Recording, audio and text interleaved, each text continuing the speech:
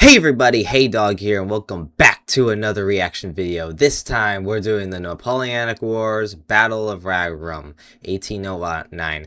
And also, I'm sorry if I'm going a little bit out of order. It's just, there's a lot of episodes, and a lot of it has similar dates, and I'm not really good with dates, and sorry about that. I know I'm getting a lot of people angry, and I'm not going in total order, but these videos, they're just spread out throughout time, and then it's just it's just a pain. And sorry again, it's my fault. I'm sorry. That's just, it sucks, and I get it, but hopefully I'm going in order right now. I'm trying my best. Again, I'm sorry, but here we go. An Epic History TV History March collaboration. In May 1809, the Austrians had defeated Napoleon's army in the bloody Battle of Aspern. His enemies took heart.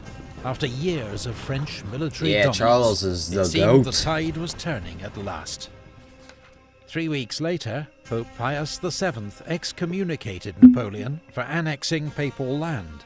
What does excommunicated mean? I'm not that well educated. I don't know words. Propaganda coup for his enemies. But in the wake of its victory, Austria hesitated, not sure whether to seek peace or continue the war. While Napoleon responded with a hurricane of activity. He summoned reinforcements to join him near Vienna. The Army of Italy, under his stepson Eugène de Beauharnais, and 11th Corps under Marshal Marmont, who'd together driven Archduke John's Austrian army out of North Italy, as well as Marshal Bernadotte's Saxon 9th Corps. Alright. Napoleon's army grew from 90,000 to a massive 164,000 men and 544 guns. Oh my God. To take on Charles's army of 128,000 and 414 guns. 6 weeks after his first attempt had ended in defeat, Napoleon ordered his army to cross the river once more. Oh wow. This time his engineers had built solid bridges across the Danube to ensure there was no repeat of the disasters of Aspern. For the French army, Napoleon declared, the Danube no longer exists. Jeez. The stage was set for the largest battle yet seen in European history. It's a good job that you're not any taller. Only the staff whose helmet was knocked off by a cannonball. Oh wow.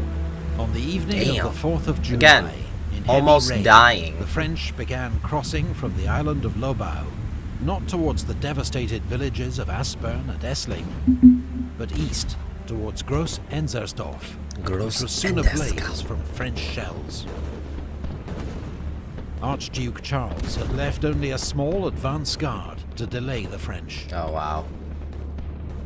By dawn, General Massena's 4th Corps and Oudinot's 2nd Corps were driving those troops back, winning space for the French army to deploy.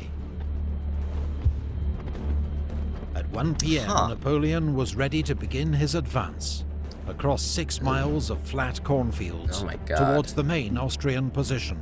Like, I think people kind of forget, like, 6 miles, and if you're from the other states, miles, I don't know what it is to the other metric, but 6 miles is a long distance. Like, you may not think it is, but even just a couple miles is pretty long. This is just like, wow, yeah, especially when you got guys firing at you, like, man. Known as the Wagram. 100 meters behind the Russbach stream. As General Lasalle's light cavalry and Massena's 4th Corps swung left to guard the flank, Oudinot's 2nd Corps and Davout's 3rd Corps advanced towards the Wagram. Bernadotte's Saxon Corps and Eugène's Army of Italy filled the center. At 6 p.m, unsure of the enemy's strength, Napoleon ordered a full-scale assault against the Wagram Plateau. Okay. But his troops met. I'm starting to see cracks in Napoleon. Like, he just kind of was just like, all right, there they are. Go at them. I mean, I'm not saying it's a bad strategy. I'm just saying it's very risky. Determined Austrian resistance along the line. Yeah. By dusk, the Saxon 9th Corps had pushed into the village of Wagram. Wagram. The Saxon infantry wore white uniforms, like the Austrians.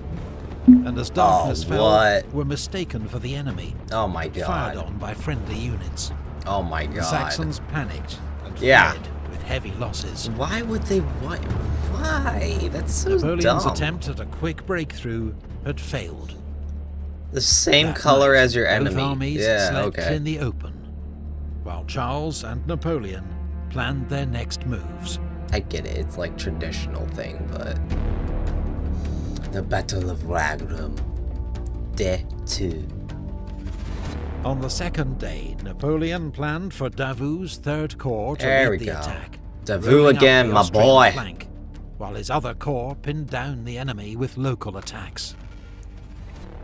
But to the Emperor's fury, he learned that overnight, without orders, Marshal Bernadotte had withdrawn his battered Saxons from Haydog, which the Austrians now occupied. Huh. Haydog was a crucial strongpoint in the centre of the battlefield. Napoleon gave orders for its immediate recapture, but the French and Saxon attack failed, with heavy losses. Wow. The Austrians had their own problems.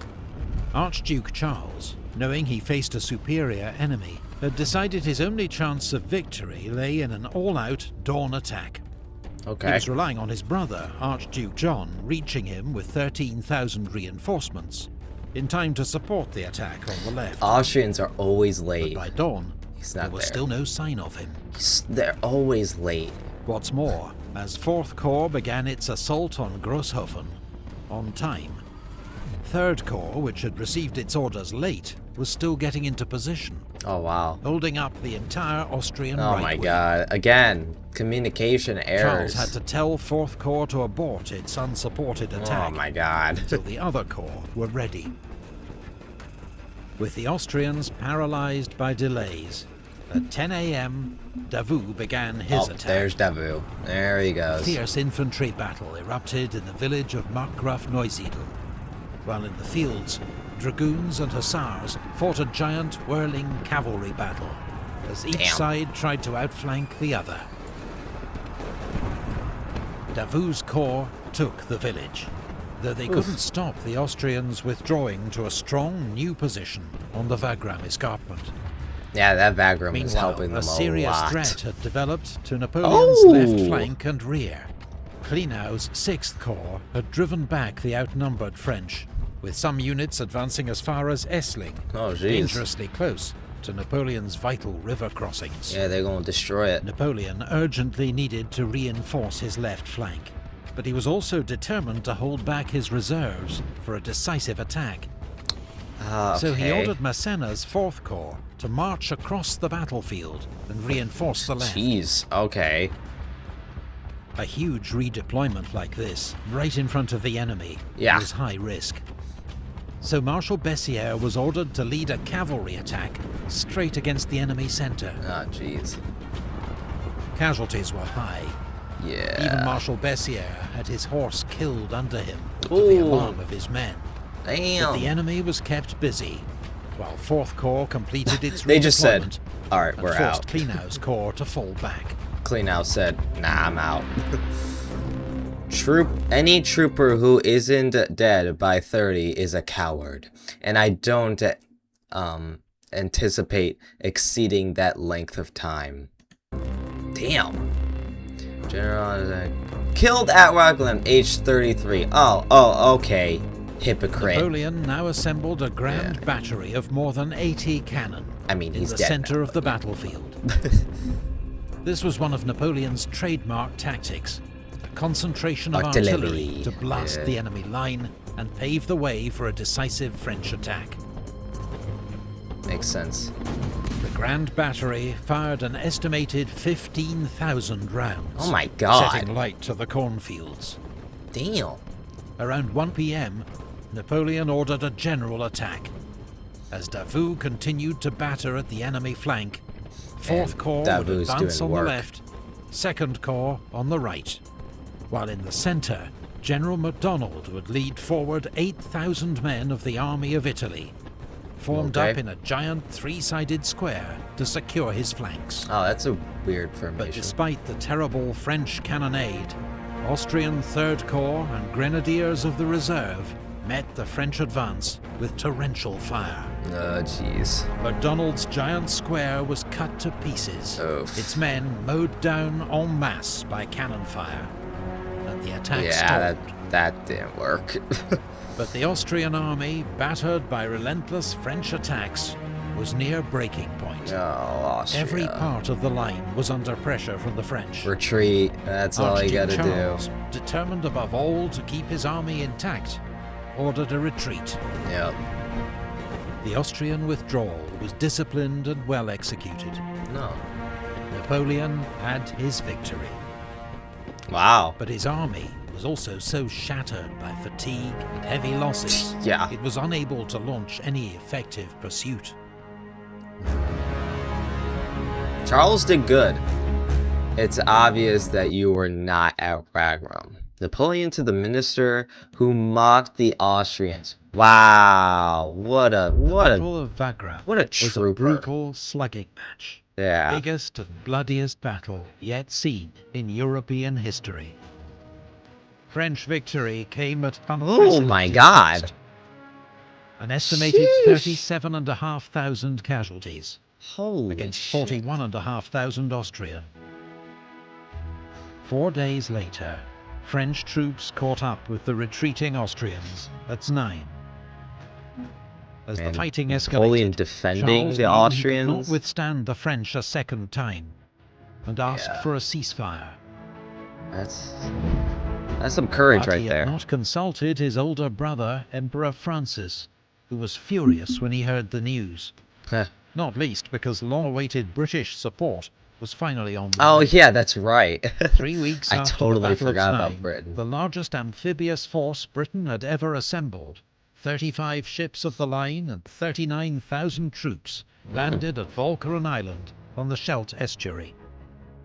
Its aim was to destroy French shipping and naval stores. Makes sense. But following the successful bombardment and capture of Vlissingen, British commanders let the initiative slip from their grasp. Oh. Their force was bottled up by French troops that on makes the marshy Dutch coast, where it was decimated by fever and dysentery. Yeah, I heard that, like, the Dutch right now, like, I've seen the island, the whole country, it's like, it's basically, like, disintegrating. It is so, like, the whole island, it's just, like, the islands are being sunken in the ocean, and it's like, oh, wow, like, most of the country is, like, basically underwater now. It's crazy. About 4,000 died. Many more became permanent Not most, invalids. but a little bit. The survivors were evacuated back to England in December. Yeah, that was Emperor failed. Francis, informed of the British debacle and persuaded by his generals that Austria couldn't fight on, made peace with Napoleon. In October, Austria signed the Treaty of Schönbrunn, giving up territory to the French Empire, Bavaria, Saxony, the Duchy of Warsaw, and Russia.